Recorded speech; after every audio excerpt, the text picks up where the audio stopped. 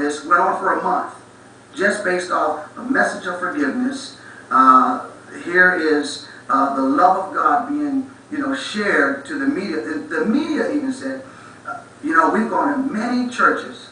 We've never felt so loved and so welcome. We're normally told to be in the back of the church, don't interrupt anything, but we let them move around and take shots, and we just wanted to let the love of God shine through. When our Director of Ministries, Chuck Olmsted, suggested we pursue this on the 4-year remembrance of this event, I was reminded that this was the very, very first story I ever covered as host of the show going back to the last week of March 2004, and the reason I even bring that up, the triviality of that moment aside, on my part, is the fact that when I was struck by the passion of Ken Hutcherson, who joined us on the show that day, you, of course, were tending to all your family matters and worrying about your children and their reaction and doing your thing. I was not only struck by the amount of mainstream media attention, which even for us is surprising in a market this large, given the magnitude of the response. You said you had live trucks, right? Oh, absolutely. In front of you. Yes. I was also struck by how the community up there simply came together, which can become sort of a trite thing to say, how everybody comes together. Yeah. They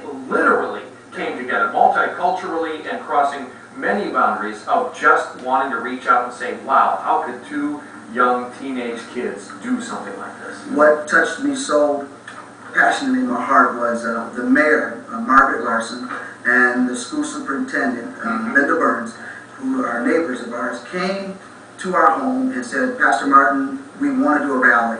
We want to do a rally in downtown Arlington. And at first, I'm thinking, it's just a political move. I don't want to do that. But what touched my heart, Thor, was that they said, no, this is something that the students have come up with. The students of Post Middle School, the students of Arlington High School have said, we want to do a rally. And so on that Saturday, I was being escorted to the school, Post Middle School, and was immediately approached by an officer who said, 2 young Caucasian males, cousins, one by the name of Dale Miller, have turned themselves in. And so that was tremendous. And then I find out there's 500-600 students and parents waiting for me to get there for this rally. Well, when we return, Pastor Martin, I'm going to have you share this pencil-written letter from Dale Miller. This is a remarkable note, and one that our listeners will be hearing for the first time, along with a white supremacist group releasing a press release, if you will, just days after this cross-burning on the last week of March 2004. In fact, I'm going to be sharing that first as a prelude to the letter you got from the now forgiven and now saved perpetrator of this hate crime, Dale Miller. I'm Thor Tolo. Our in-studio guest, Pastor Jason Martin, has been senior pastor of that church along State Avenue in Marysville. The church itself is located at 1050 State Avenue in Marysville. And Jesus is Lord Life Tabernacle started up on the Tulalip Indian Reservation in a trailer home with just 3 families 9 years ago. It was 5 years after that, in March of 2004, that about 2 in the morning, there was a cross burning on the front lawn of the Martin family's home in Arlington. 7 children inside, including the youngest girl, Jewel, about to enjoy her 7th birthday. Life wouldn't be normal again, at least for a while. In fact, 3 days after this despicable act by 2 young white teenage cousins, one of whom would later give his life to the Lord in a handwritten letter Pastor Martin's about to share. But 3 days after the cross-burning, on March 27, 2004, a white supremacist group, writing what amounted to an inflammatory press release, said that the cross lighting, note the phrase they chose, the cross lighting in Arlington is something we support the young men accused of that racist act of doing.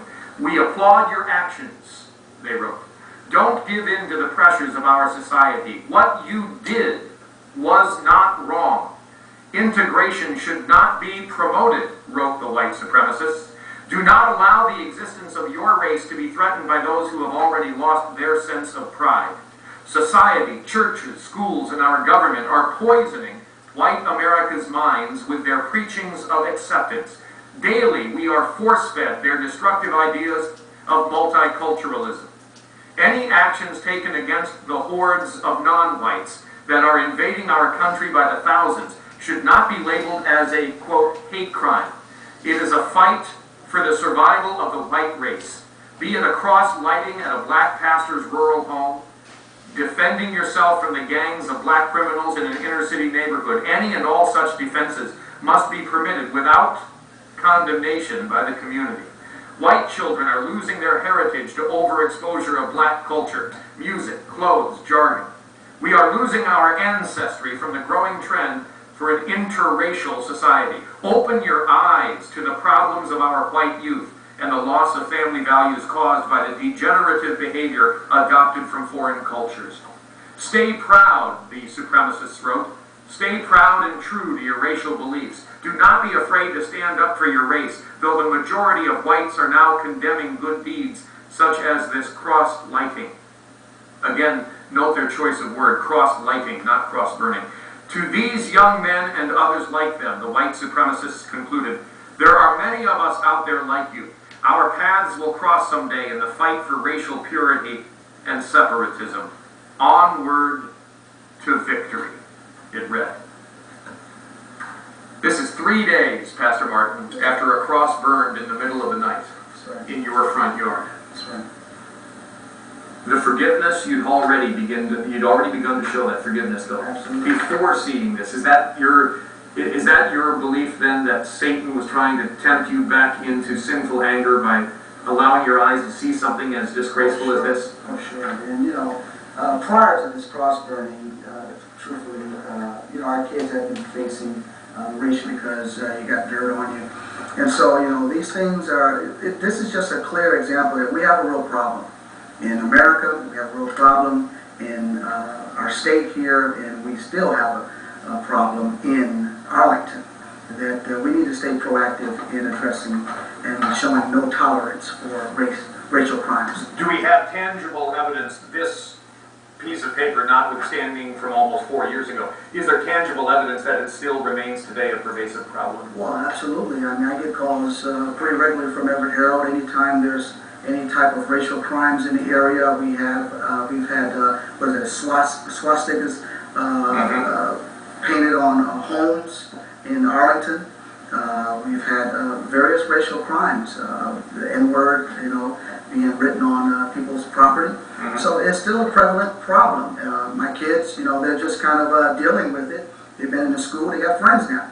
They don't want to leave, but they still deal with ignorant remarks. Blatant racial remarks. My son was walking through our community just a couple weeks ago, and a young man in the community yelled out some racial remarks to him. And so he was walking with another congregant from our church, a 16-year-old Caucasian friend of his, just minding their business, walking through the community, but here they are, again, being put down for their color. One of those folks who would do that for years until his apprehension a few days after the cross burning, for which he and a young male cousin of his was responsible. Dale Miller in pencil would write you a letter. For those just tuning in, Pastor Martin, people need to understand the context of time, when it was that he chose to write you this two-page missive. This was on the day of his court sentencing. I went there to show him some support, to show him that I was being proactive in forgiveness, and I knew that he was going to be sentenced that day. His lawyer turned around and handed me this letter. Dale had tears in his eyes as his lawyer handed me this letter. Dale Miller, one of the two guilty parties. Yes. And he writes, Dear Mr. Martin, I am very thankful that you are accepting my apology. So he had already heard that I had forgiven him. I am truly sorry for what I have done, and I want to let you know that I am trying to change. Since I have been in here, I have thought a lot about what I did and how stupid it was. I met a man named Freddie Cantrell. He is one of the chaplains here at Denny's. He really got through to me. The reason he got through to me is because he told me about when he was younger, that he got into some trouble and he turned his life around, and he told me if I accepted God, that I could turn my life around too.